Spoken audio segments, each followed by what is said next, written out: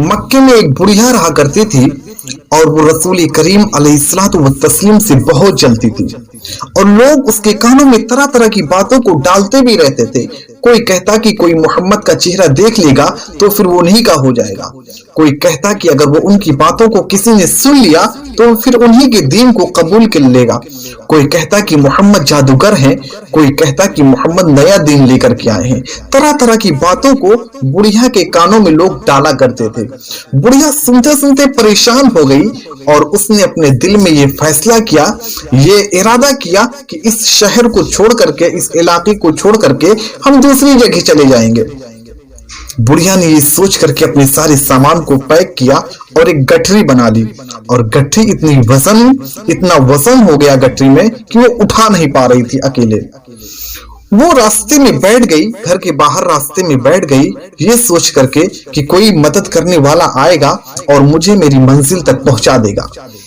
और मैं मक्के को छोड़कर चली जाऊंगी तो जब रसूल कायनात के चेहरे को नहीं देखूंगी तो फिर उनकी कैसे होंगी। मैं दीन इस्लाम कहाँ कबूल करूंगी, जब मैं उनके बातों को सुनूंगी ही नहीं तो दीन इस्लाम को कैसे कबूल करूंगी। ये सोचकर वो उस शहर को, उस इलाके को छोड़ करके जाने लगी और रास्ते में बैठ गई और इंतजार करने लगी कि कोई आ जाए और मेरी मदद कर दे। थोड़ी ही देर में क्या देखती है कि एक हसीन और जमील खूबसूरत नौजवान चला आ रहा है। काली जुल्फों वाला नौजवान चला आ रहा है और आकर के पूछता है, ऐ अम्मा जान, आपको कोई मदद की जरूरत है। अब उसे क्या मालूम था कि वही नौजवान है जिसके डर से, जिसके खतरे से इलाके को छोड़कर, मक्के को छोड़कर वो बुढ़िया जाना चाह रही थी। रसूल कायनात सल्लल्लाहु ताला अलैहि वसल्लम ने इरशाद फरमाया, ऐ अम्मा जान, क्या बात है, आपको मदद की जरूरत है? कहा, हाँ बेटा, मैं मदद चाहती हूँ। इस बोझ को, इस गठरी को मेरे उठा करके मेरी मंजिल तक पहुंचा दो, तुम्हारा बहुत बहुत शुक्रिया। अल्लाह के नबी सल्लल्लाहु ताला अलैहि वसल्लम ने इरशाद फरमाया, अम्मा जान घबराओ नहीं, मैं आपकी गठरी को आपकी मंजिल तक जरूर पहुंचाऊंगा, मेरा काम ही है लोगों की मदद करना। बुढ़िया ने सुना अल्लाह के नबी अलैहिस्सलातु व तस्लीम की बातों को तो हैरान रह गई कि मक्के में इतने अच्छे अच्छे लोग भी हैं। एक वो है मोहम्मद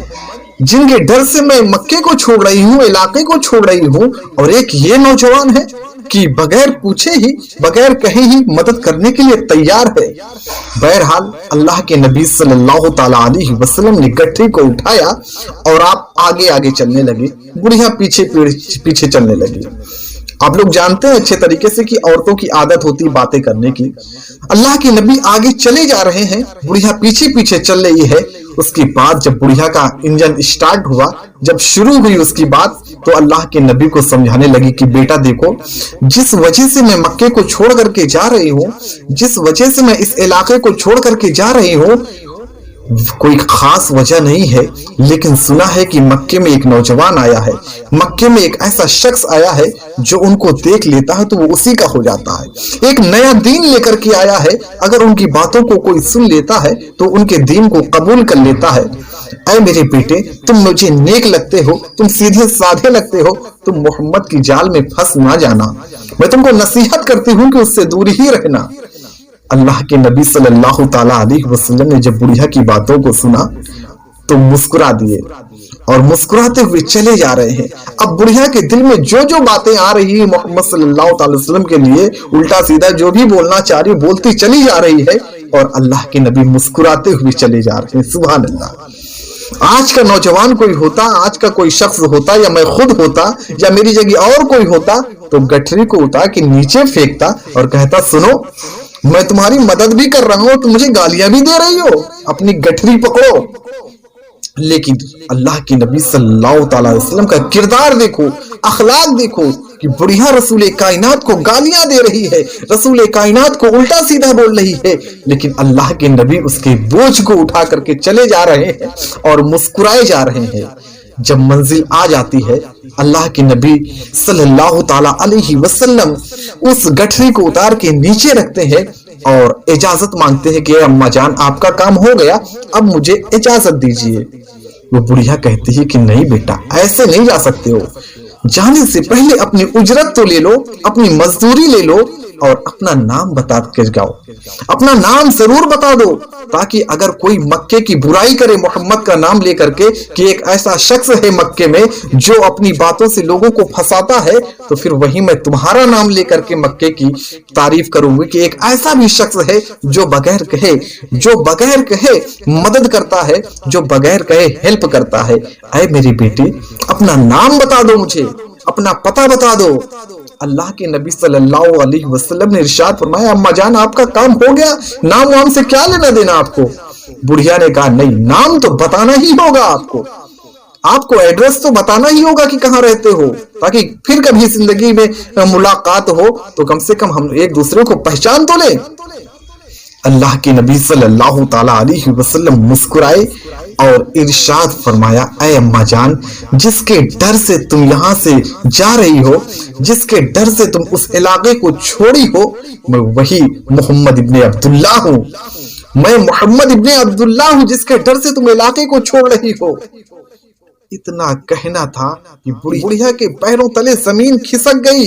بڑھیا جو ہے ایک دم حیران ہو گئی، اور اس نے کہا، اے میرے بیٹے جانے سے پہلے مجھے کلمہ پڑھا دو اور مجھے مسلمان کر لو، میں گواہی دیتی ہوں کہ آپ اللہ کے سچے رسول ہیں۔ اور جو لوگ یہ کہتے ہیں کہ جو چہرہ دیکھتا ہے وہ انہی کا ہو جاتا ہے، وہ لوگ غلط کہتے ہیں کہ چہرہ دیکھنے سے ہوتا ہے، آپ کے کردار دیکھنے سے، آپ کے اخلاق دیکھنے سے، اور آپ کا اتنا اچھا طریقہ دیکھنے سے وہ آپ کے ہوتے ہیں، نہ کہ آپ ان کو پھنساتے ہیں۔ میری عزیز دوستو، جب وہ بڑھیا جو ہے مسلمان ہو گئی تو اللہ کے نبی صلی اللہ تعالی علیہ وسلم نے وہاں سے جانے کی اجازت مانگی اور وہاں سے چلے گئے۔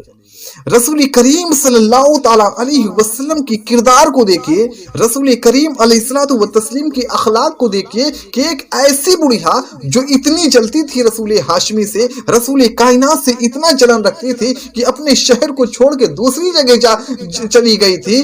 وہ بڑھیا جب اللہ کے نبی کی باتوں کو سنتی ہے اور اللہ کے نبی کی کردار کو دیکھتی ہے، اخلاق کو دیکھتی ہے، تو مجبور ہو جاتی ہے اسلام قبول کرنے پر۔ آج لوگ کہتے ہیں کہ اسلام تلوار کی زور پر پھیلا، نہیں مسلمانوں، رسول کائنات نے اپنے اخلاق کی بنیاد پر،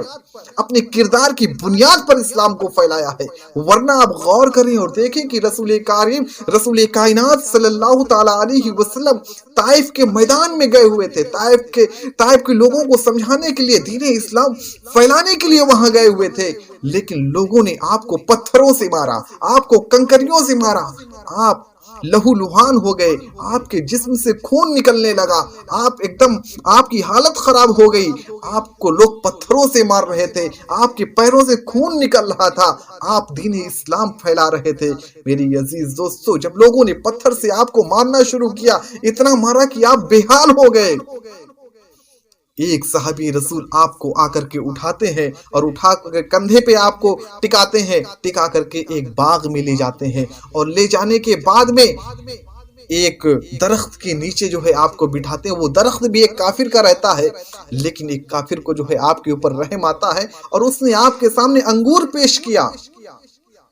اب سارے صحابہ جو ہے کھڑے ہوئے ہیں اور دیکھ رہے ہیں کہ اللہ کے نبی ان لوگوں کے لیے بد دعا دے دیں، ان لوگوں کے لیے ہاتھ اٹھا کر کے کچھ کہہ دیں۔ سارے صحابہ کہہ رہے ہیں کہ یا رسول اللہ، ان لوگوں نے آپ کو پریشان کیا ہے، آپ ان لوگوں کے لیے دعا کر دیں کہ وہ لوگ نیست و نابود ہو جائیں،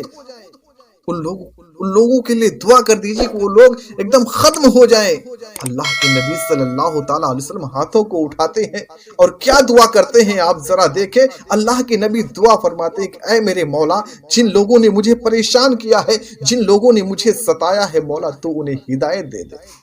یہ لوگ نہیں جانتے ہیں کہ میں کون ہوں، ان لوگوں کو نہیں معلوم کہ میری اصلیت کیا ہے، یا اللہ تو ان لوگوں کو ہدایت دے دے۔ میری عزیز دوستو، اللہ کے نبی صلی اللہ تعالی علیہ وسلم رحمت للعالمین بن کر کے آئے،